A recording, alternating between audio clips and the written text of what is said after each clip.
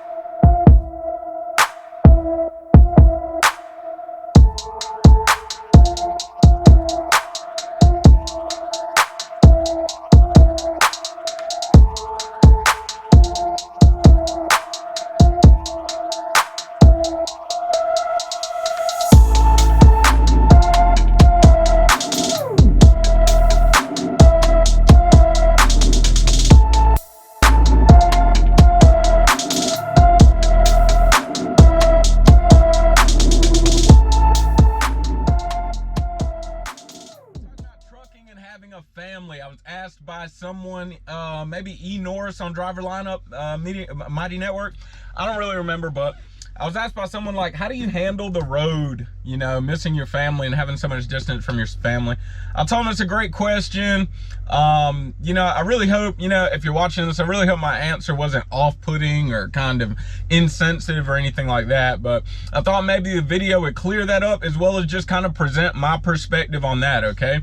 Let me start with this, okay? My perspective that you're listening to is coming from someone who is not as much of an emotional person. Now, we're all emotional creatures. It's just kind of in our makeup. We are emotional beings. There's not someone who doesn't feel. And even so, the quality of not feeling is still called apathy, which is a feeling or lack thereof. So we're all emotional beings, right? It's not something that we can avoid. However, I tend not to be as in tune with my emotions, or maybe a better way to describe it is I tend to just kind of set them to the side often, right? So how do I deal with being away from my family? I have two little girls, they're 5 and 2, which, I don't know, from kind of having conversations with other fathers, you know, it seems a little more difficult when your kids are younger, at least when they're teenagers or going in their 20s or something. While you may miss them, it's easier for them to understand the decision. You know, they have a little more emotional intelligence, a little more emotional maturity about them. So, you know, since my girls are young, sometimes it does feel a little more difficult. How do I handle it though? Well, I guess we'll start with the obvious. The obvious is FaceTime, app called Marco Polo, which is like Snapchat, but you can rewatch it. You know, pictures, talking on the phone, etc. I try to be as extremely extremely intentional as I possibly can about contacting them. Sometimes it's pretty difficult. I mean, we're out here, we're working hard. Sometimes you're driving at night, all night, day or 2, 3 days in a row, something of that nature. I get it. It can be super difficult. But, you know, my kids deserve a father. I believe all kids deserve a father, but my personal conviction is that they deserve a father that's going to be intentional. So the first thing is I'm extremely as intentional as possible about contacting and staying in constant communication with them, right? Like right now, I wish I could call them, but I'm in an area where my signal's dead. I have no signal on my cell phone, either cell phone. Nothing has signal except my Qualcomm, of course.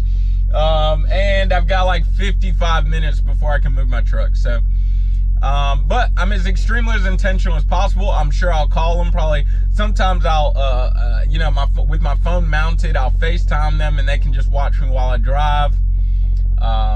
So, you know, I do everything that I possibly can. How else do I handle it though? Because I have two little girls, and because I know that they are much more in tune and responsive to their emotions, I try to keep all of my conversation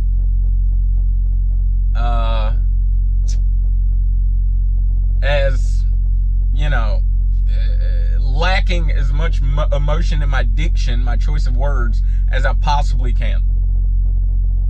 I'm trying to explain this without sounding heartless, I guess. I'm not a heartless person. I just feel more strategical when I do that. I feel more strategical in my decisions and conversations, you know? For example, I don't sit on the phone with my kids and be like, oh, baby, I miss you so much. You know, oh, I love you. I can't wait to come home. I miss hugging you. You know, yada, man. I mean, golly, I think this is really, I hope it doesn't change all your opinions about me, but this is just who I am. I'm not going to sit on the phone because what for me, it feels like fanning flames, you know? I'm just trying to rile them all up. For example, here's another example. Okay? And I'm just being honest, okay? If you know my family personally and you see my children, you go to their house, I wish you wouldn't ask my kids every single time you see them, do you miss your dad? Like, leave them alone, man. Of course they do. What are you looking for when you ask them that, right? So, be honest with you, when I first got on the road, it was a transition, and we know they're going through things. I ask my wife, if you have anybody coming over, will you just ask them, please don't be asking questions like that. Leave it alone. Leave it alone. Let their minds be on something else besides, oh, how much I miss my dad and yada, yada, yada, yada, yada. Okay?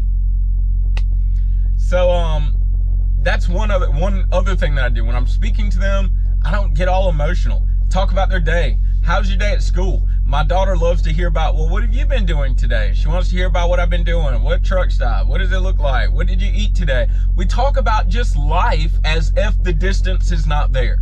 I just speak as if the distance is not there. Yes, I feel the distance. Yes, I know they feel the distance, but we speak as if the distance is not there. And when I am there, then we'll speak about how the distance was there. You know, man, I've missed you so much, babe, but I'm right in front of her when we're talking about that. You see, I don't fan the flames of emotion. It's one of the things that I do not do. All right? So that's another thing that I do to handle it. A third thing that I do to handle it is, I don't know, some of these things, I don't know, may not, I don't know, some psychologist may look at this and be like, he's got issues or whatever, right? But it is what it is. I am who I am. Another one of the things I do is when I feel alone. Okay? When I feel alone. All right? What I mean by that is when I'm feeling emotional, I compartmentalize it in this truck. It doesn't leave the truck. Just being real. It does not leave the truck.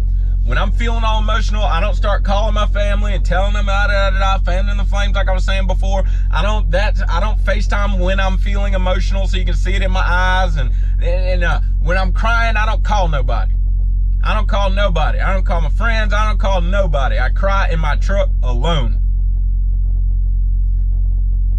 That's how I am. Okay? Because then I know it's all kept in here. I'm not pushing that on anybody. I'm not brushing those emotions and brushing all those feelings out on anybody else. No, I feel alone. You see what I'm saying? I'm not saying I feel lonely. I'm saying when I feel, I keep it to myself, alone, by myself. That's how I handle it. Because I can deal with it. Okay? That's another thing. So really, I guess this part one is kind of a generalized segment, and then I figure I'd do part two for spouses, because being in a marriage is totally different from, you know, how you handle being away from your kids. All right. Another thing that I do is I control my thoughts. I told you, I'm just not one of those emotional people. You can see how mental all of this is for me. I control my thoughts. Okay? I don't be riding, listening to love music, R&B, doggone all the little love songs, you know, all the little slow whiskey lullaby, and Tennessee whiskey, and, you know, I control my thoughts. I do not allow stuff like that. That stuff affects your mental, okay? I really like the song Tennessee Whiskey, but I'm not gonna listen to it over the road. Unless I literally am attempting to induce myself into an emotional state. I don't listen to it. I like that song. I think the song's great. I think it's great. I just like it. It's my thing. But I am not going to listen to it unless I am literally attempting to induce myself into an emotional state because I'm in the mood to feel. I can feel that I have been smothering kind of emotions and trying to push them aside for a minute, a little bit. And sometimes I'm just like, you know what, you need to cry, dude, and just let it out. You need to allow yourself to feel for a second. Then I'll allow the music and all the rest of that. I'll cry, I'll get it over with, and I move on. Which leads to the next thing that I do to handle the distance between me and my family. I move on when it's time to move on. Man, I feel like y'all are getting raw Travis right now. This is Travis Kinley. I'll be honest with you. I can feel it when I speak. I move on. Move on. You have control over your emotions, right? If you're connected to me on Facebook, I think Facebook, Instagram, some weeks ago I put control your emotions. Don't let your emotions control you. You have control over your emotions, right? If you are a believer in Jesus Christ, you know that in the Bible there are lots of statements about about controlling your emotions. Do not be anxious. Do not be afraid. Why are you afraid? Count it all joy. Be joyful, right? Love your neighbor. Control your emotions. Control your emotions. I move on, right? So if I'm like, you know what, dude, you need to cry. You've been kind of smothering these emotions for a while. You've been setting them aside. It's time to exhale for a second. I will freaking allow myself to cry. Well, you know, I don't be bawling like it get all dangerous to drive or anything silly like that. But I cry. If I need to pull over and get it done, if I need to sit at a truck stop, if I need to close my curtains, if I'm in a shower room, I do whatever I need to do. And after I feel like, hey, look, all right, dude, you've exhaled for a little bit. It's time to get back to work. I move on. Change the song, switch it up, and I shut it off. Look, I'm gonna close with this. We signed up for this job, right? Sometimes people, you know, one of the most common questions for a recruit is, what's the home time like? What's the home time like? That's like signing up for a job in the Navy on the boat, and you're asking them, how often we gonna be on land? How often we gonna be on land? I get it's important. It's totally important. It's important to me too. However, once you get your answer, you got to move on from that answer. It's called over the road truck driver. That means you're going to spend time over the road. That's it. So sometimes I'm just like, hey, you got to move on, man. Get over it. Suck it up. You know, used to have a friend, Jay Watts. I don't want to say your name on YouTube. I don't know if you're comfortable with that. But I used to have a friend, Jay Watts, I used to ride horses with and everything, you know. Anytime if I was complaining about bugs or something like that, she'd say, suck it up, Buttercup. You know, she said something her dad used to tell her, whatever, suck it up, Buttercup. Well, same's true out here, man. Suck it up, Buttercup. What do you want? What do you want, dude? It sucks. Yes, it sucks, but it's not going to change. And is that going to stop you from reaching toward the goals you have for your life? That's the thing. If you are a father and you're thinking about coming out here on the road, you are probably doing this for your family. Talked to one guy who was a professional musician and professor at a college, and COVID has seriously changed his life vocationally. And he's thinking about coming here over the road to add a stream of income to his life. But it's like, you know, golly, you know, my family, how about home time, et cetera, et cetera. But he knows he's doing this for his family. He's got a reason.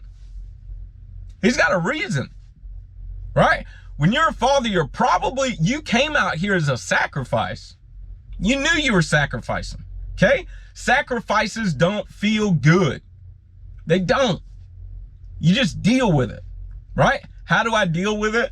I refrain from inducing myself in emotional states unless I'm controlling it. And that includes not listening to certain music, not listening to certain podcasts, not being involved in certain type of conversations. If I do feel like I need to let it out, I induce myself into that emotional state and I move on. I also refrain from all emotional communication with my girls, with my daughters, because I'm not trying to push my emotions on them and have them carrying a burden that they are not old enough to be trying to carry.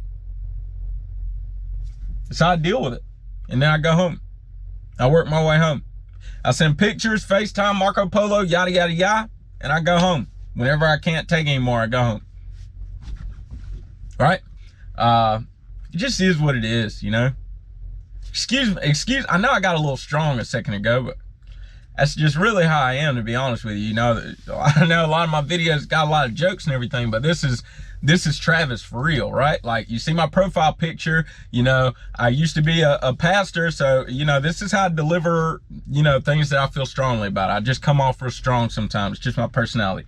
But it's what I do.